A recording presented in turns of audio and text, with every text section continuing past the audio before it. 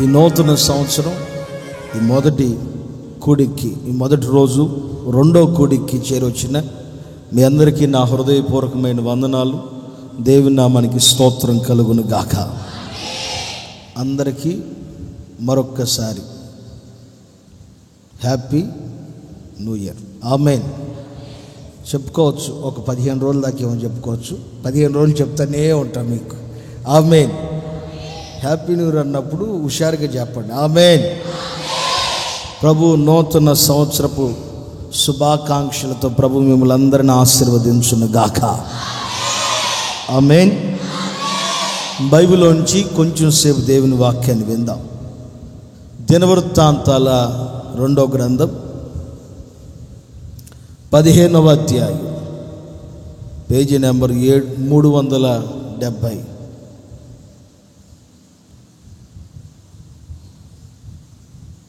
15వ అధ్యాయం 7వ వాక్యాన్ని మరొకసారి చదవగా విందాం.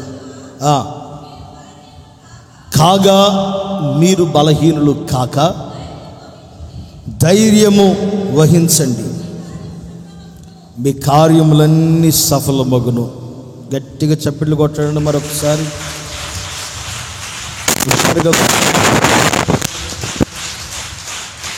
ఆమేన్. హల్లెలూయా, హల్లెలూయా. ఒక 2 నెలల క్రితమేమో ఇదే వాగ్దానాన్ని ప్రభు మన సంఘానికి ఇచ్చాడు. అందుకు దేవునికి స్తోత్రం కలుగును గాక. అంటే ముందు నుంచే మనల్ని దేవుడు ప్లాన్గా ప్రిపేర్ చేసి ఆయన మనకు ధైర్యాన్ని ఇచ్చి ఆయన తన కృపతో మనల్ని నింపి ఈ రాబోతున్న సంవత్సరానికి కావలసిన ముందు చూపుని మన మీద ముందుగానే ప్రభు నిలిపి మనల్ని నేటి వరకు కాపాడాడు. అందుకు దేవునికి స్తోత్రం కలుగును గాక. ఆమేన్. ఇష్టమున్న వాళ్ళకే దేవుడు ఏదైనా ముందు చెప్పుకుంటాడు. కావుతో మీరు చదువుకోండి. నేను చేయబోవున్నది అబ్రహాముకి దాచిపెడతానా, నేను చేద్దాం అనుకున్నది అబ్రహాముకి దాస్తానా, దాయిను. నిజంగా ఈ నీడుబ్రోలు సంఘాన్ని యేసయ్య ప్రేమించాడు. కట్టెంపుడు మందిరాన్ని ప్రభు ప్రేమించాడు. అందుకు దేవునికి స్తోత్రం కలుగును గాక. ఈ ప్రాంతంలో సేవ చేసిన నన్ను ప్రభు ప్రేమించాడు. అందుకు దేవునికి స్తోత్రం కలుగును గాక. ఆమేన్. మరలా ఆ వాక్యాన్ని ఒకసారి చదవండి. కాగా మీరు బలహీనులు కాక ధైర్యము వహించండి, మీ కార్యాలన్నీ సఫలమవుతాయి. కాగా మీరు బలహీనులు కాక, ఈ మాట మీదే చెప్తానని చెప్పాను మీకు. ఎవరితోనూ అసలు ఎవరు అతను ఆశ ఒక ఉన్నతమైన స్థానంలో ఉన్నవాడు, దేశాన్ని ఏలుతున్నవాడు, సర్వ సమృద్ధి కలిగినవాడు, ఏది కావాలన్నా సరే ఎవరిని అడగవలసిన అవసరం లేనివాడు, ఒక ఉన్నతమైన స్థానంలో ఉన్నవాడు. బాగా వినండి. కరెక్ట్గా 9:25 ఆపేస్తాం. మాట అంటే మాటే. కొత్త సంవత్సరం ఒక 2 రోజులు ఆ శాఖ ఉంటుంది. మాట హల్లెలూయా. మాట అంటే మాటే. బాగా వినండి. ఎవరి దగ్గరికి వెళ్ళి అడగాల్సిన అక్కర్లేదు. కానీ ఈ వ్యక్తి మాట్లాడుతున్న మాట ఏంటంటే, ఈ వ్యక్తితో అంతకుముందు మీకు చెప్పాను నేను, ప్రవక్త వచ్చి నిలబడి ప్రవక్త ప్రవచనం ఎత్తి మాట్లాడుతున్నాడు. ప్రవక్త వచ్చి ఒక ప్రవచనం ఎత్తి మాట్లాడుతున్నాడు. ఆశా, నీవు బలహీనుడు అయిపోవద్దు, ధైర్యం తెచ్చుకో, నీవు ఏదైతే అనుకున్నావో అవన్నీ ప్రభు జరిగించును గాక. మీరు ఏదైతే అనుకున్నారో వాటిలన్నిటిలో యేసయ్య జరిగించును గాక. అందరూ అంటారు నాకు తెలుసు, అందరూ అంటారు నాకు తెలుసు. మీరు అనుకున్నవన్నీ కూడా నా దేవుడు జరిగించును గాక, అవి దేవుని చిత్తమైతే. ఇప్పుడు చెప్పండి ఆమేనని. సౌండ్ తగ్గిందేంటి? అవి దేవుని చిత్తమైతే జరుగును గాక. ఆమేన్. ఎందుకు ఒక విశ్వాసి, ఒక సేవకుడు బలహీనుడైపోతాడు? మీరు బలహీనులు కాక ధైర్యాన్ని వహించండి, ఈ కార్యాలన్నిటినీ ప్రభు జరిగిస్తాడు. 3 విషయాలు త్వరగా అలా మీకు చూపించి ముగిస్తాను. ఎందుకు ఒక ఆత్మీయుడు, బాగా ఎదిగిన ఒక విశ్వాసి అయినా, ఒక దైవ సేవకుడైనా ఉన్నట్లుగా ఉండి ఆత్మీయ స్థితిలో ఎందుకని పడిపోతున్నాడు? ఈ ఆశ అని పిలువబడుతున్న వ్యక్తి ఒక గొప్ప రాజు, దేవుని స్వరాన్ని విన్నవాడు, విగ్రహాల గుడులన్నిటినీ పడేసినోడు, అధికారులోనికి రాగానే దేవతా స్తంభాలన్నీ ముక్కలు ముక్కలుగా పగలగొట్టినోడు, వాళ్ళ అమ్మగారు కూడా దాచుకుంది అనే సంగతి తెలిసి దాన్ని కూడా తీసుకొచ్చి ముక్కలు ముక్కలుగా చిన్న భిన్నం చేసి ఇక ఎవరికి ఉపయోగపడకుండా పగలగొట్టేసినోడు. అంత వైరాగ్యం కలిగిన వ్యక్తి యేసు ప్రభు ఆశా దినాల్లో నెమ్మదిని కూడా అనుగ్రహించాడు. అలాంటి ఆశ ఉన్నట్లుగా ఉండి ఎందుకు బలహీనుడైపోయాడు? ఈ రోజులో కూడా చాలామంది ప్రారంభంలో చాలా వైరాగ్యంగా, భక్తిగా, ఏమాత్రం దేవుని కోసం తప్ప మరి ఎవరి కొరకు కాదన్నట్లుగా ఎంతో రోషంగా నిలవబడుతూ కొంతకాలం అయిపోయిన తర్వాత ఆ ప్రారంభంలో పిలువబడిన ఆ వైరాగ్యంలో నిలబడక బలహీనులుగా మారిపోతూ దేవుని కృపకు దూరమైపోతున్నారు. ఒకప్పుడు దేవుని సన్నిధిలో నిలిచిన వారు, ప్రభు పాదాల దగ్గర మోకరించిన వారు, ఆయన సన్నిధిలో ఎలుగెత్తి ఏడ్చిన వారు చాలామంది ఉండలేకపోతున్నారు. నోట్ చేయండి, ఈ మాటను చెప్తాను మీకు. చాలామంది మేము కూడా సేవ చేస్తాం, మేము కూడా సేవ చేస్తాం, మేము కూడా నీ వెనకాల వస్తాం. బోధకుడా, నువ్వు ఎక్కడుంటావో చెప్పు, మేము అక్కడికి వస్తాం. మీ నివాస స్థలం ఏదో చెప్పండి, మేము కూడా అక్కడికి వస్తాం.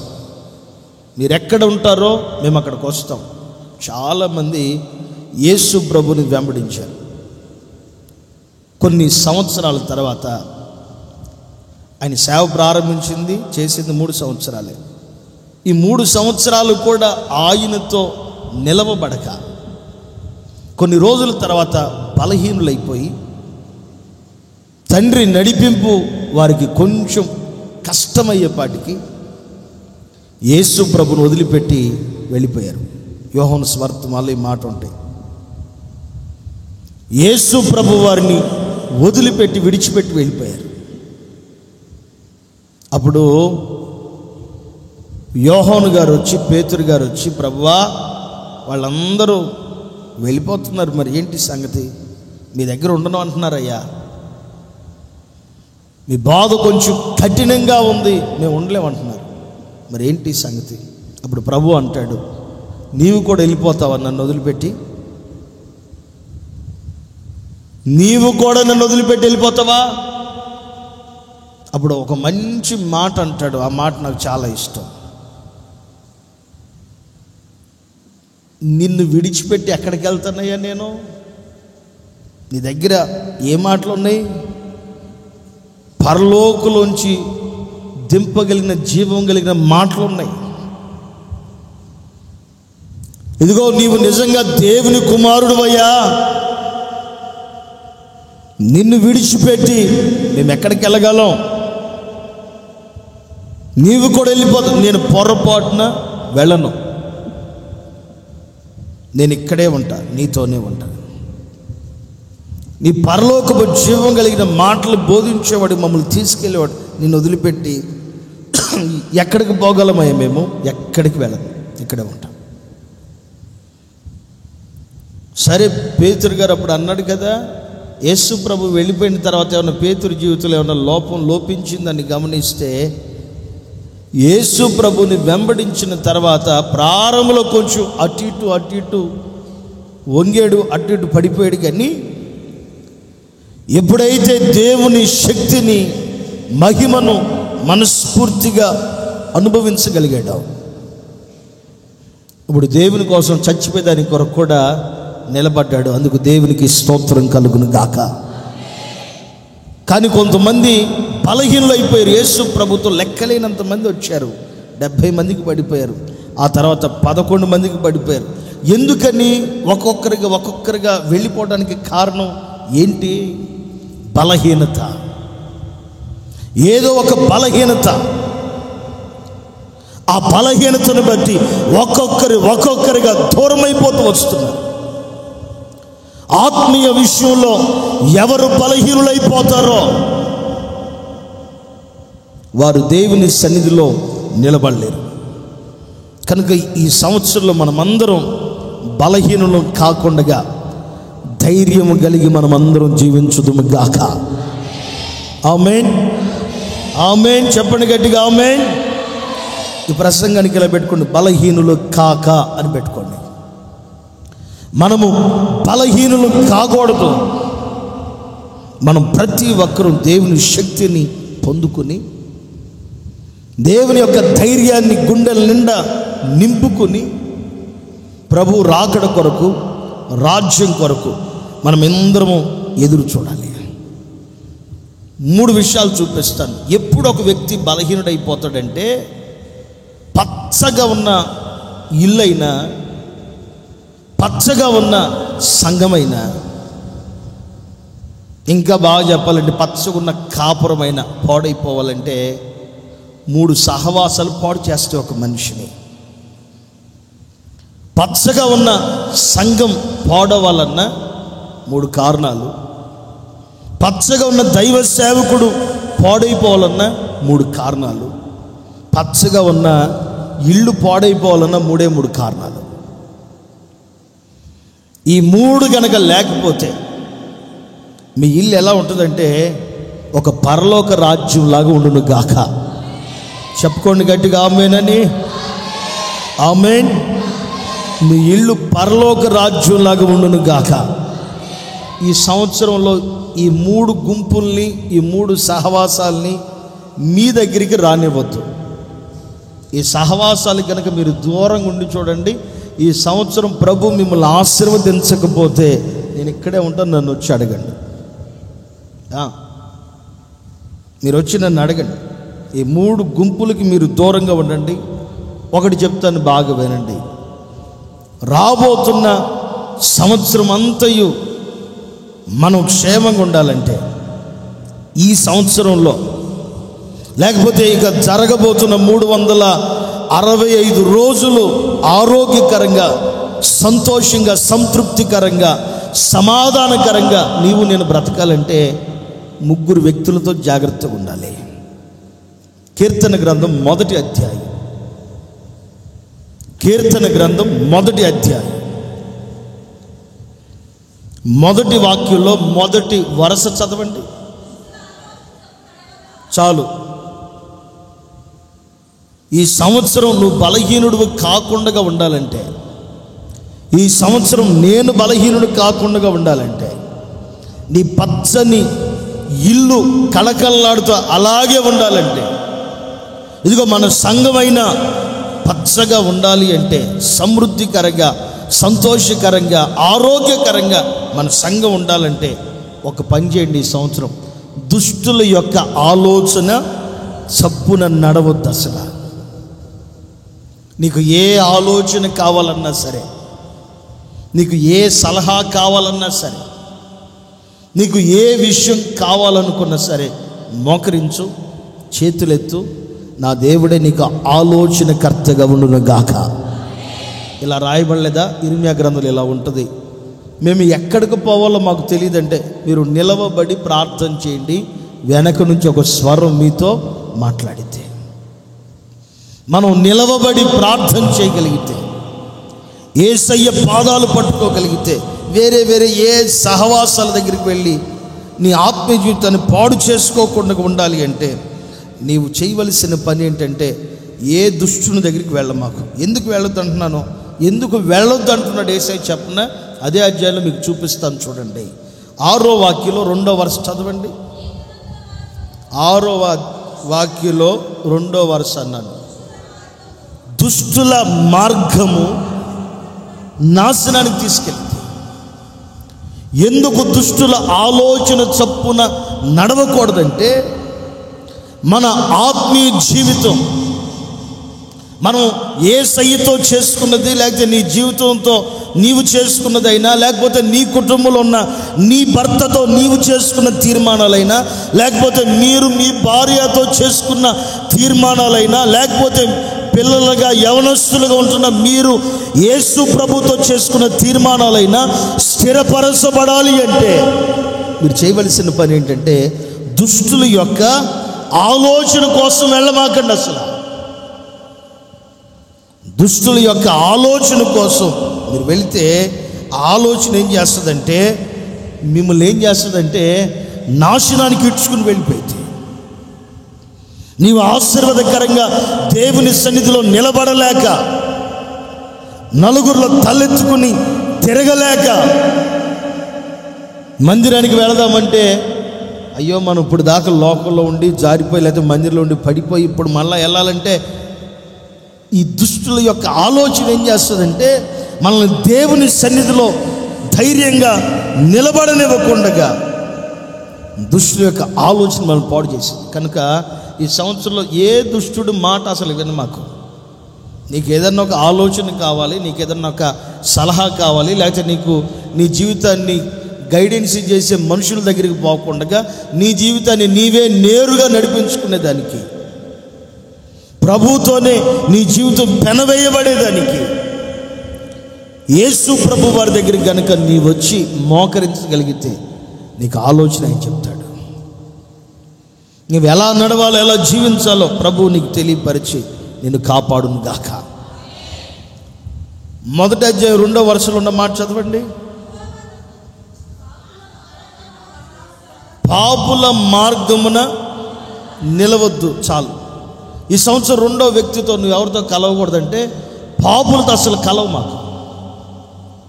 పాపులతో అసలు కలిసి మాట్లాడుతూ, వాడు పాపి అని తెలిస్తే వాడి దగ్గర కూడా ఉండు మాకు.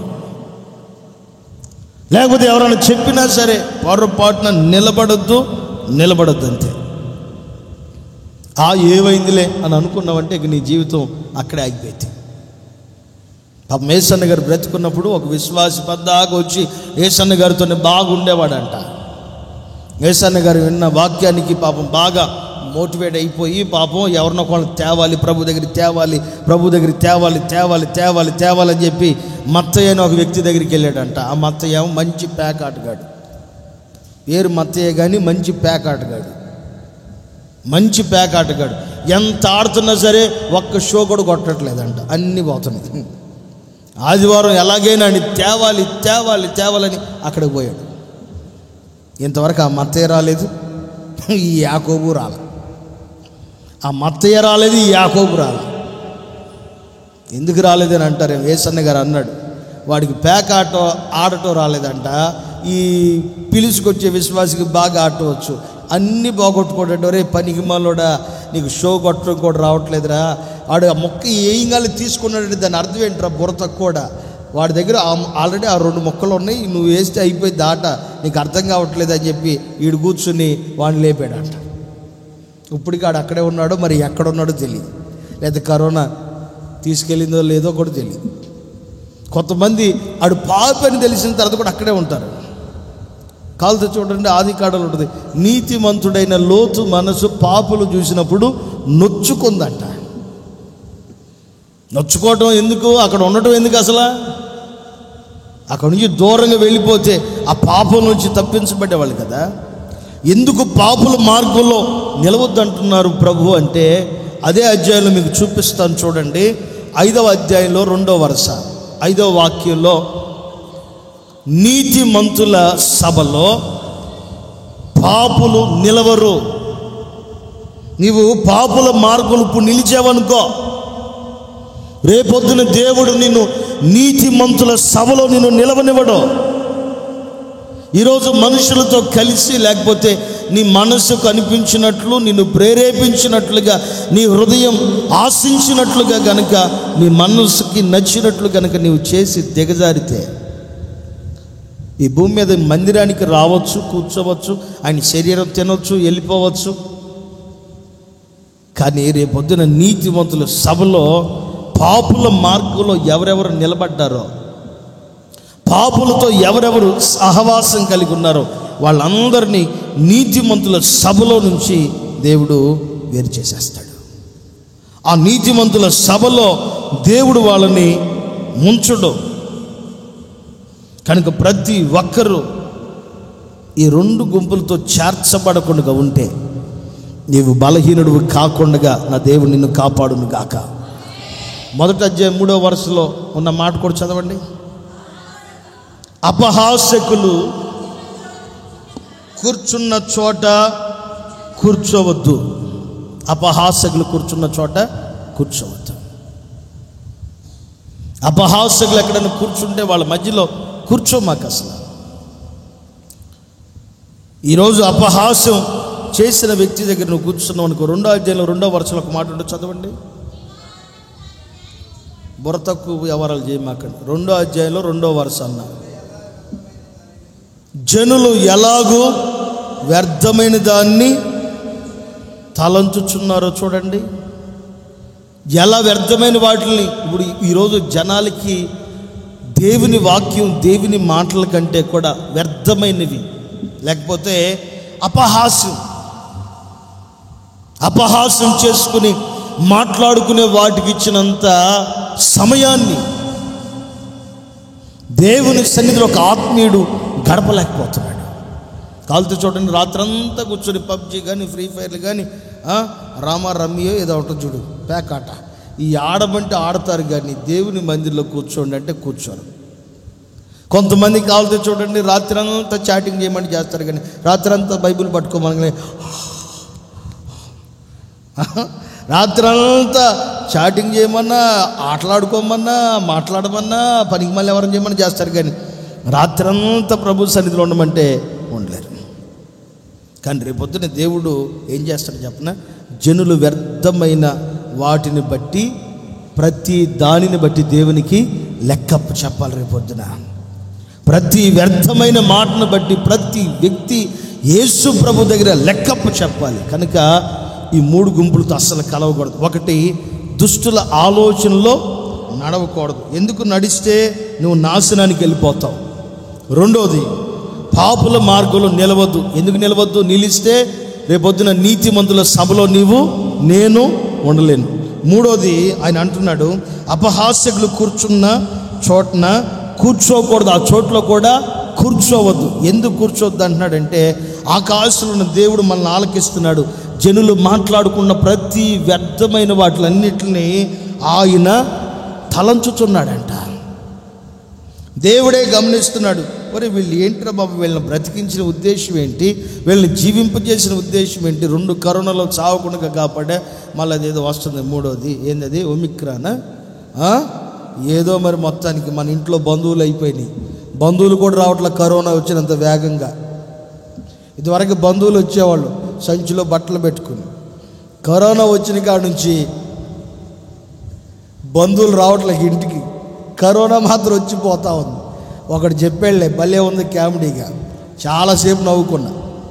మీకు కూడా చెప్తా విను, చాలాసేపు నవ్వుకున్నా. ఒక ఇద్దరు మాట్లాడుకుంటున్నారు కరోనా గురించి, ఒక ఇద్దరు మాట్లాడుకుంటున్నారు. ఏంట్రబ్బాయి కరోనా సంగతి అంటే ఒకడు అన్నాడు తెలివిగా, కరోనా గుడ్లు పెట్టింది, ఈ చలికాలం వర్షాకాలం గుడ్లు పెట్టింది, వేసవికాలం రాగానే గుడ్లు మొగులుతాయి, పిల్లలు అవుతాయి, ఇక వీధికి బ్లీచింగ్ పౌడర్ అంటున్నాడు. ఇక వీధికి చల్లుకోవడమే, బ్లీచింగ్ పౌడరు, పాలడాయిలకి ఉంటే చూడండి, కర్రలు కట్టుకోవడమే. ఎందుకంటే వేసవి కాలానికి గుడ్లు పగిలి పిల్లలు బయటకు వస్తాయి, ఇక కరోనా ప్రతి ఒక్కరి దగ్గరికి పోయిందట. నిజంగా నేను ఎందుకు ఈ మాట చెప్తున్నానంటే, కొంతమంది కరోనాకు భయపడినంతగా కూడా యేసయ్యకి భయపడట్లా. కరోనాకు ఇచ్చిన విలువ కూడా దేవుడికి ఇవ్వట్లా. నిజంగా దేవుడికి ఒక విలువని ఒక ప్రాధాన్యతనిచ్చి చూడు. నీవు బలహీనుడు కాకుండా నా దేవుడు నిన్ను కాపాడును గాక. వీళ్ళ ముగ్గురితో ఎందుకు కలవకూడదో చెప్పనా? దుష్టులతో కలిసేవనుకో వాడు ఆలోచన నిన్ను ఏం చేస్తుందంటే పాడు చేసేస్తుంది. నీవు దేవుని సన్నిధిలో ఎదగనివ్వకుండగా, దేవుని మందిరంలో స్థిరపరచబడనివ్వకుండగా, దేవుని పాద సన్నిధిలో ఎలుగెత్తి ఏడవనివ్వకుండా చేస్తే దుష్టుడు చేసే పని ఏంటంటే ఎంతసేపు అయినా సరే ఏదో ఒక వ్యర్థమైన ఆలోచనలు నీకు చెప్తాడు తప్ప మంచి ఆలోచన చెప్పి మోకరించు, ప్రార్థన చేయి, బ్రతిమిలాడుకుందాం ఇలాంటి ఆలోచన దుష్టుడు చెప్పడు. అప్పుడే గుర్తుపట్టు వీడు మంచోడు కాదు, వీడు దుష్టుడని. రెండోది పాపుల మార్గం. ఎంతసేపు వ్యర్థమైన ఆలోచనలు, వ్యర్థమైన తలంపులు, వ్యర్థమైన మాటలు, ఇక ఇవి తప్ప మరొకటి ఉండవు. ఆత్మీయంగా కానీ లేకపోతే ఆత్మ సంబంధంగా కానీ ఆ చూపులో కూడా పరిశుద్ధమైన చూపు లేకుండా ప్రతిదీ అపవిత్రమైన చూపు, అపవిత్రమైన ఆలోచనలే. కనుక పాపులతో నీవు వాళ్ళ మార్గంలో పొరపాటున నిలవద్దు. అసలు వాళ్ళ మార్గంలో కూడా నిలవద్దు. అపహాస్యకులు కూర్చున్న స్థలంలో కూర్చోమా. ఇక వాళ్ళ పని ఏముండదు, ఎప్పుడు ఒకటే సోన. స్త్రీలారా మీకు దండం, మీకున్న ఓపిక అసలు ఎవడికి లేదు. పురుషులు కూడా అందరు కాదు కొందరు, స్త్రీలు కూడా అందరు కాదు కొందరు. ఎంత ఓపికో. ఇక మొదలు పెట్టారంటే ఇక రాత్రి నుంచి తెల్లారిదాకా ఆ కొంప గురించి, ఈ కొంప గురించి, వాళ్ళ గురించి, వీళ్ళ గురించి, వాళ్ళు ఎట్టంటోళ్ళు, వీళ్ళు ఎట్టంటోళ్ళు, అసలు నువ్వు ఎట్టంటి దానివి, అసలు నువ్వు ఎట్టంటోడు, అది ఇది తప్ప ఇక వేరే ఆలోచన. ప్రతి వ్యర్థమైన దాని గురించి తలంచుచున్న సంగతిని దేవుడు చూస్తున్నాడు. జాగ్రత్త. ఈ మూడు చేయకుండా, ఈ ముగ్గురితో కలవకుండా ఉండి చూడు. ఈ సంవత్సరం అంతా నువ్వు ఏది చేస్తే అది నా దేవుని జీవితంలో జరిగించును గాక. ఆమేన్, ఆమేన్. ఒక 3 విషయాలు మళ్ళీ అక్కడే చూపిస్తాను చూడండి. వీళ్ళతో కలవకపోతే నీ జీవితం ఎలా ఉంటుంది ఈ సంవత్సరం? వీళ్ళతో కలిస్తే ఒకటి జరిగేది ఏంటి? నాశనానికి తీసుకెళ్తారు. రెండోది నీతిమంతుల సభలో ఉండనివ్వరు, రేపొద్దున దేవుడే ఉండనివ్వడు. మూడోది వచ్చేసి ప్రతి వ్యర్థమైన దాన్ని మనం మాట్లాడుకుంటూ ఉంటే ఆయన తలంచుకుంటాడు. అసలు ఈయన ఎందుకు చేశానని ప్రభువు చాలా బాధపడతాడు. ఈ 3 పనులు చేయకుండా ఉంటే 3 ఆశీర్వాదాలు కూడా అక్కడే ఉన్నాయి, మీకు చూపిస్తాను. మొదటిది చదవండి, 2వ వాక్యం, మొదటి వరుస 2వ వరుస చదవండి. మొదటి అధ్యాయంలో 2వ వాక్యం మొత్తం చదవండి. యెహోవా ధర్మశాస్త్రమునందు ఆనందించుచు. ఇక నువ్వు ధన్యుడు అయిపోతావు అంతే. దుష్టులతో కలవకుండగా ఈ సంవత్సరం కనుక ఖాళీ దొరికినప్పుడల్లా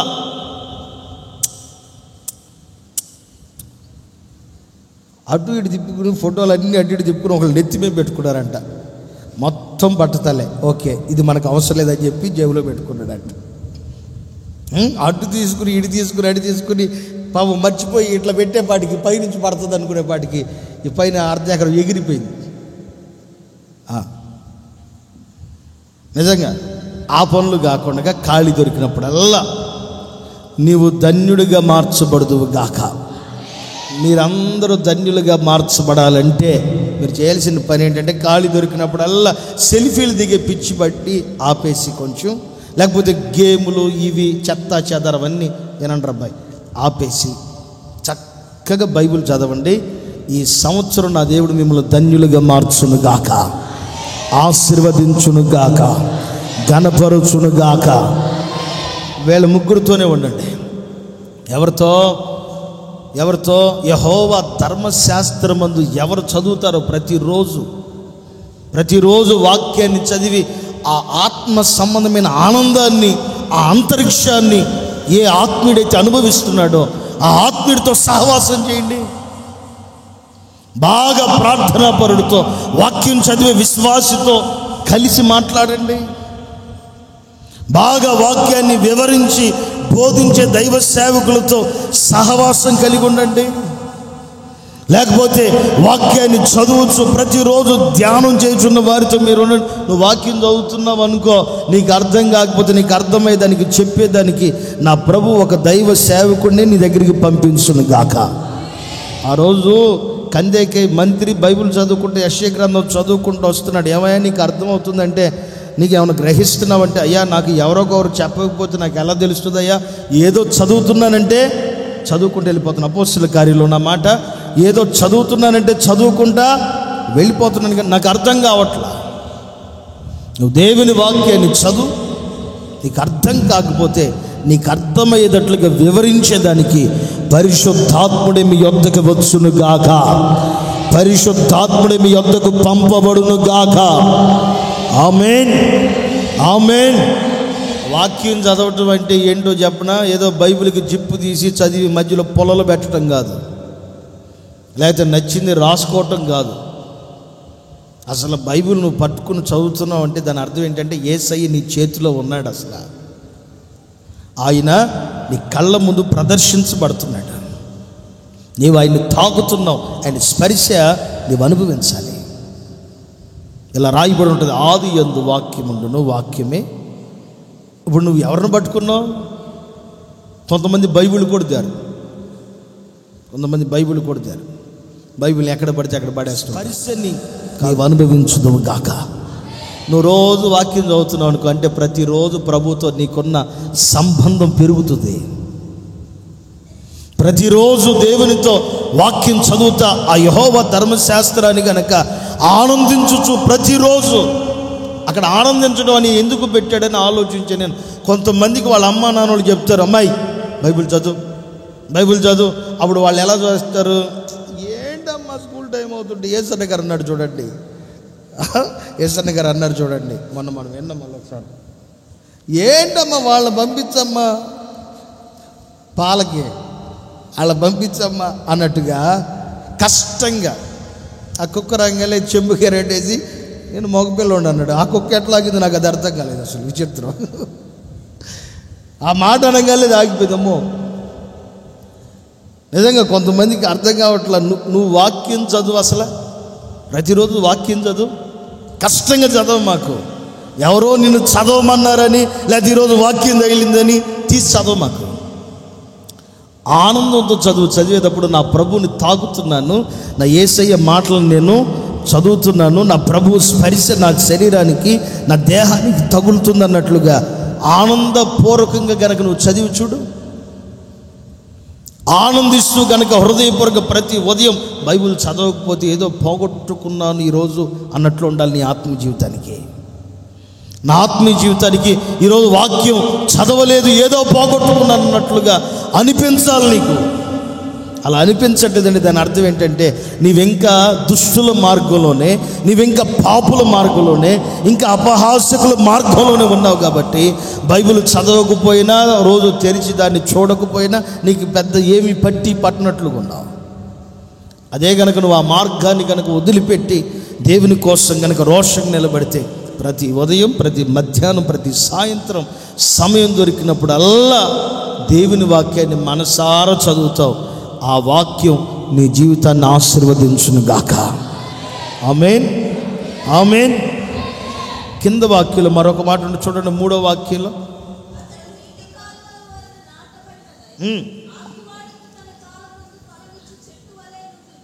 ఒక సమయం వచ్చినప్పుడు, నీ కాలం వచ్చినప్పుడు నువ్వు ఎలా ఉంటావంటే మోడు బారిపోయినట్లు ఉండవు. బాగా వినండి, ఈ ముగ్గురితో కాకుండా వీళ్ళ ముగ్గురితో కలవండి మీరు కొంచెం.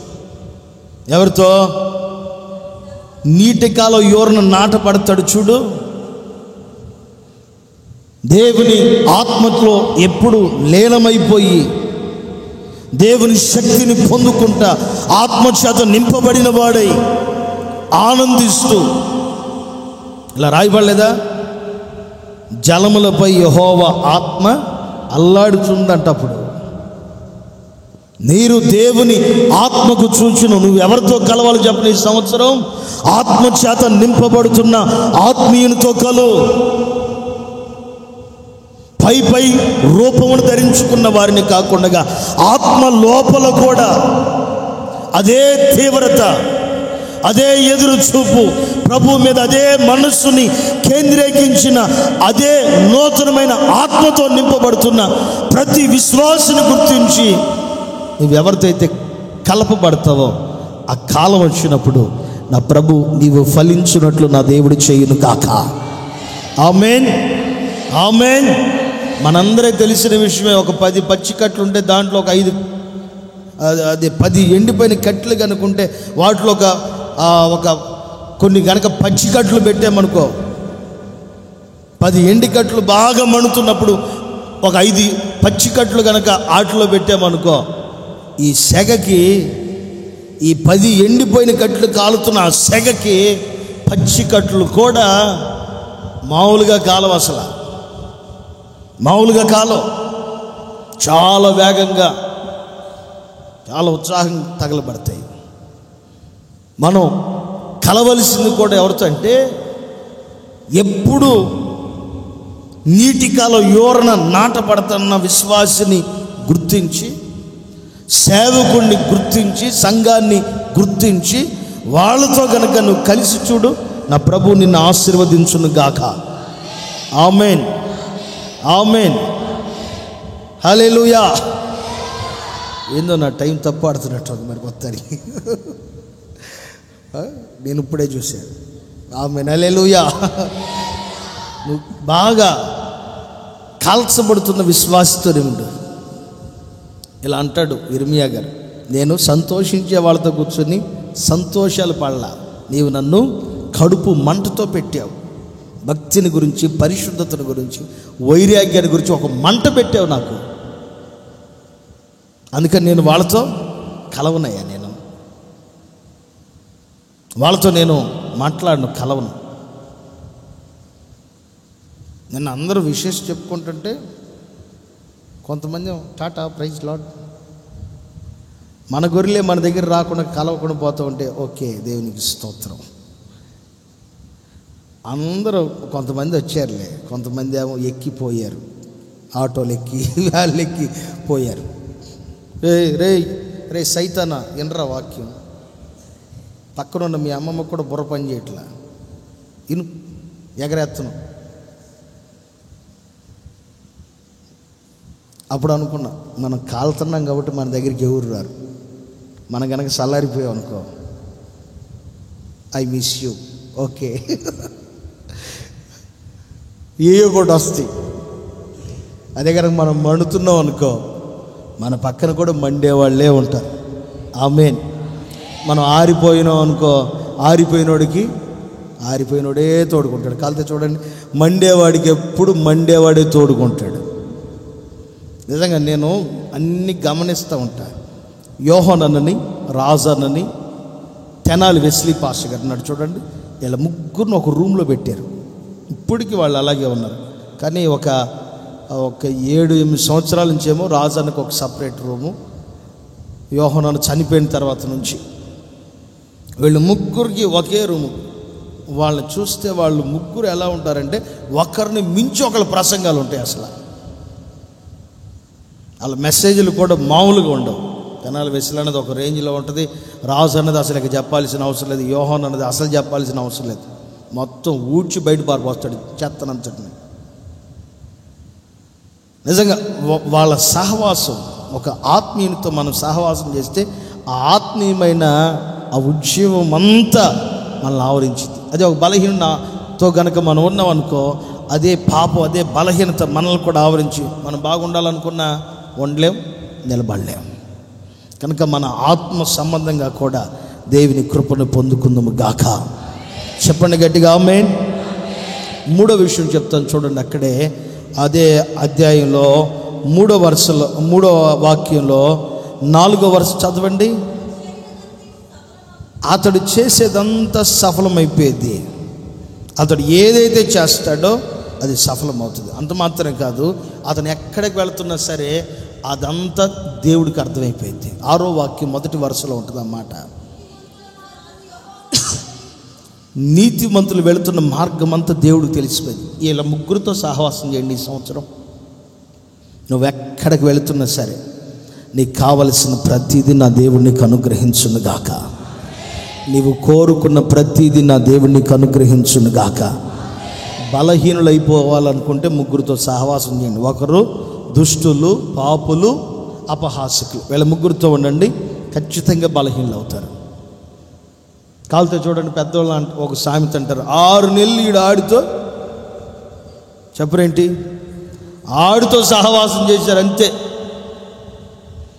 అప్పుడు చక్కగా వచ్చి దేవునికి స్తోత్రము గానము చే అని పాడాడంట. వచ్చిన కొత్తలో వేరే వాడితో సహవాసం చేశాడు. పాట ఉత్సాహంగా ఇదేందిరా, అది సౌండ్ రాదు. మళ్ళీ అది ఏంటో నాకు అర్థం కాదు. మళ్ళీ కొంతమంది అయితే అట్లాంటి వాళ్ళకి ఈ ఉంటే చూడండి తాళాలు, అవి 2 కొని పెడదాం అనుకుంటున్నాను నేను. ఆ శబ్దం వినపడేదానికైనా కొంచెం గట్టి కొడతారు, టక్ టక్ టక్ టక్ టక్ అని కొడతారు. అదేంటో మరి వినపడుతుంది ఏమన్నా, అసలు వినపడుతుందా? అదే 2 తాళాలు కొనిపెట్టారు, బాగా కొడతారు. నిజం. ఒకప్పుడు మనకి ఉన్న ఉద్యమం అలాగే మనమందరం కాపాడుకుందాం గాక. ఆమేన్, ఆమేన్. మన మార్గం మన యేసయ్యకి తెలియను గాక. ఆమేన్, హల్లెలూయా. వీళ్ళ ముగ్గురితో సహవాసం చేయండి. ఎవరితో? ధర్మశాస్త్రముని ఆనందంతో చదివే వాళ్ళతో సహవాసం చేయండి. రెండవది, నీటి కాలం యోరన నాటబడిన వాళ్ళతో సహవాసం చేయండి. మూడవది, నీతిమంతులతో సహవాసం చేయండి. ఇక నీవు తలపెట్టిన ప్రతి కార్యం ఆశీర్వాదకరముగా జరుగును గాక. అందుకే ఈ వాగ్దానంలో కూడా అదే మాట ఉంది కదా, ధైర్యం వహించండి, మీ కార్యములు సఫలమవుతుంది. ఎప్పుడు సఫలమవుతుంది? కీర్తనలో 1వ అధ్యాయంలో ఉంటుంది కదా, అతడు చేయనిదంతయు సఫలం. ఎప్పుడు సఫలం అవుతుంది? ముగ్గురితో కలవకుండా, ముగ్గురితో కలిస్తే నీ కార్యాలన్నిటిని దేవుడు సఫలం చేయను గాక. దుష్టులతో కలవద్దు, పాపులతో కలవద్దు, అపహాసకులతో కలవద్దు. ముగ్గురితో ఖచ్చితంగా కలు. ఎవరితో? వాక్యం చదివే వాళ్ళతో కలు. రెండోది, నీటి కాలం యోరన నాటబడిన వారితో కలు, అంటే ఆత్మ పొందుకున్న వ్యక్తులతో కలు. తర్వాత నీతిమంతులతో కలు. ఇలా ముగ్గురితో కలు. నీ జీవితాన్ని దేవుడు ఆశీర్వదించును గాక. మాట అంటే మాట. మిమ్మల్ని అందరినీ నా ప్రభు ఆశీర్వదించును గాక. అందరు లేచి నిలబడండి.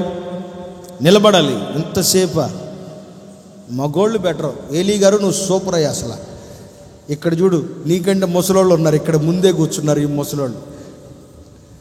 చేతుల పైకి ఎత్తండి, మనసారా ప్రార్థన చేసుకోండి. ఒక చిన్న ప్రార్థన చేసుకోండి. అందరు మనసారా నోరు తెరిచి ఒక చిన్న ప్రార్థన చేసుకోండి. అటు ఇటు తిరగమాకండి. ఒక 5 నిమిషాలు ప్రార్థన చేసుకోండి. చేతుల పైకి ఎత్తండి. వెనకాల కూడా అటు ఇటు తిరగమాకండి. కళ్ళు మూయి.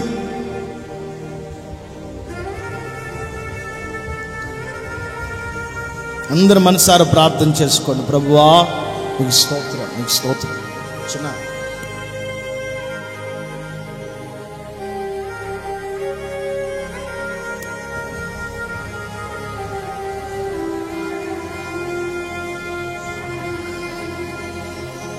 ఒక చిన్న తీర్మానానికి రండి.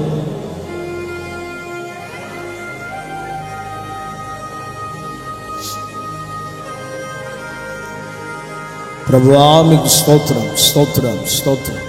ఒక చిన్న తీర్మానానికి రండి. మీరు బలహీనులు కావద్దు. మీరు బలహీనులు కాక ధైర్యం తెచ్చుకోండి. మీరు బలహీనులు కాక ధైర్యం తెచ్చుకోండి. మీ కార్యాలన్నింటినీ దేవుడు సఫలం చేస్తాడు. నోరు తెరవండి. నోరు తెరిచి ప్రార్థన చేసుకోండి రా. కొత్త సంవత్సరం అయినా మంచిగా ఉండండి రా. చేతుల పైకి ఎత్తు, మనసారా ప్రార్థన చేసుకోండి.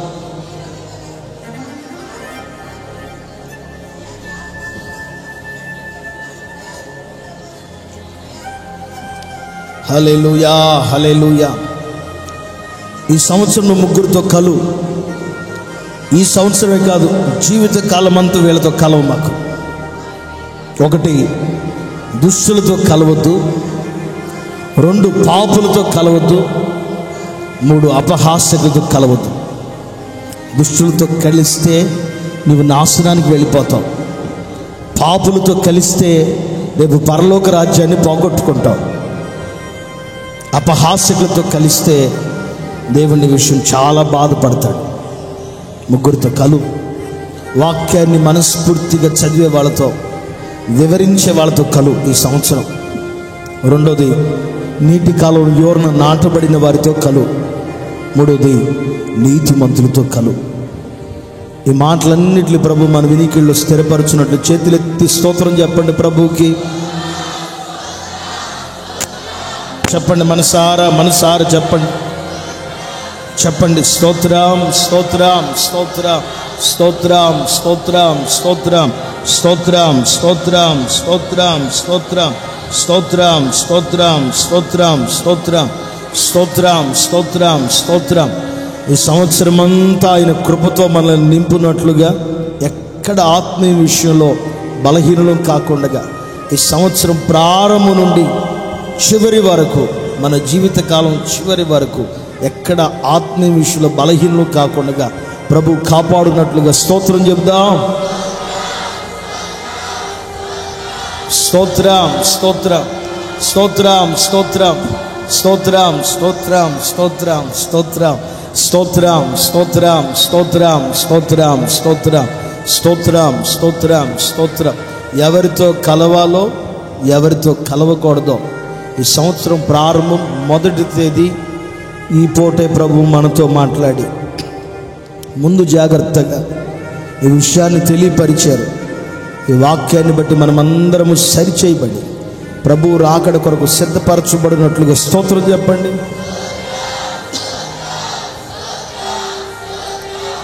స్తోత్రం, స్తోత్రం. రేపు జరుగుతున్న ప్రభు బలారాధన కార్యక్రమాన్ని ఆశీర్వాదకరంగా దీవెనకరంగా జరిగించినట్లు స్తోత్రం చెప్పండి. తండ్రి, కుమార, పరిశుద్ధాత్మ త్రియేక దేవునికి స్తోత్రం చెప్పండి. స్తోత్రం, స్తోత్రం, స్తోత్రం, స్తోత్రం. నిత్య ఆశ్రయదుర్గమైన మా దేవా మీకు స్తోత్రం. రాత్రి వేళ ప్రభా ఈ మొదటి కూడికని మీరు ఆశీర్వాదకరంగా జరిగించారు. మీ ఆలోచనలను మీ ప్రతి బిడని మీరు తోడుకొచ్చినందుకే స్తోత్రం. ఇంకా రాని ప్రతి బిడలకు కూడా మీ కృపను కలుగు చేయండి. రేపు ఆరాధనకి మీరు తోడుకుండండి. రాత్రి వేళ తిరిగి వెళ్ళుచుండగా మార్గంలో క్షేమం, కాపుదల, ఆరోగ్య భద్రతను మీరు అనుగ్రహించండి. మీ మహిమ కలిగిన రాకడ కొరకు సిద్ధం చేసి కాపాడి నాయనా మీకు స్తోత్రం. ప్రయాణాల్లో క్షేమాన్ని అనుగ్రహించి ఈ సంవత్సరం అంతయు ఎక్కడ ఏ విషయంలో బలహీనులు కాక ధైర్యం వహించి మీకోసం నిలవటానికి కావలసిన కృప దయచేసి మీ కృప చేత భద్రపరచమని యేసు నామములో అడుగుచున్నాము తండ్రి, ఆమేన్. స్తోత్రం, స్తోత్రం, స్తోత్రం. నా ప్రాణమ యెహోవాను సన్నిధించు, నా అంతరంగం సమస్తమైన పరిశుద్ధ నామమును సన్నిధించు. నా ప్రాణమా యెహోవాను సన్నిధించు, ఆయన చేసిన ఉపకారంలో దేనిని మరవకము. ఆమేన్, ఆమేన్. హల్లెలూయా, హల్లెలూయా. అందరికీ వందనాలు. ఇంతటితో ఈ కొడుకు ముగించబడింది. ప్రభు మిమ్మల్ని ఆశీర్వదించును గాక.